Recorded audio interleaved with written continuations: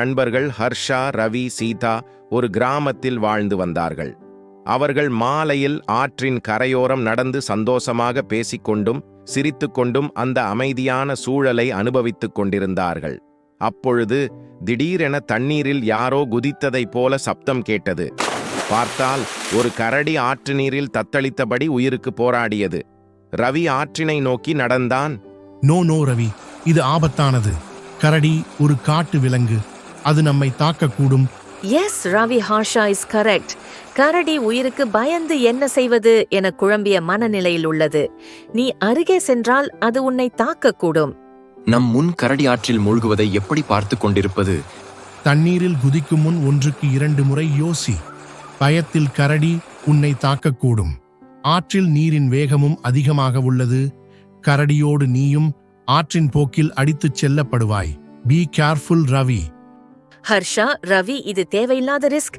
நாம் கிராமத்திலிருந்து உதவிக்கு யாரையாவது அழைத்து வருவோமா? நாம் ஏதாவது செய்து கரடியை தண்ணீரிலிருந்து காப்பாற்ற வேண்டும். நான் ஆற்றில் குதிக்கப் போகிறேன்.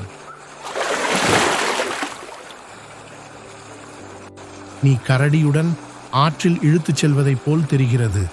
கரடியை விட்டுவிட்டு வந்துவிடு. ரவி, நீ காப்பாற்ற முயற்சி செய்ததே போதும். கரையை நோக்கி நீந்தி வந்துவிடு. கரடியை காப்பாற்ற முடியாவிட்டால் பரவாயில்லை. நண்பர்களே, நான் இப்போது கரடியை பிடித்திருக்கவில்லை, கரடிதான் என்னை பிடித்திருக்கிறது. இரும்பு பிடியாக இருக்கு. எனக்கு பயமாக உள்ளது. இப்போது என்ன செய்வது? நண்பனை காப்பாற்ற வேண்டுமே. இவன் ஏன் ஆற்றில் குதித்தான்? குதிக்காமல் இருந்திருக்கலாமே. இந்த மரக்கிளையை பிடித்து தப்பிவிடு Ravi. Oh, thanks God, you are safe. Harsha, நீ சொன்னது சரி. கரடியை காப்பாற்ற போய் நான் ஆற்றில் மூழ்கத் தெரிந்தேன். நண்பர்கள், தீய பழக்கமும் இந்த கரடியைப் போலத்தான். முதலில் இதனால் ஒன்றும் கெடுதலில்லை, நம் கட்டுப்பாட்டில்தான் எதுவும் இருக்கும் என்று தொட்டு பார்ப்போம். தொட்ட பின்புதான் அதன் வலுவான பிடியிலிருந்து மீள முடியாமல் மாட்டிக்கொள்வோம். இந்த நிகழ்வு நமக்கு நல்ல ஒரு வாழ்க்கை பாடம். Hello, if you like it, please subscribe.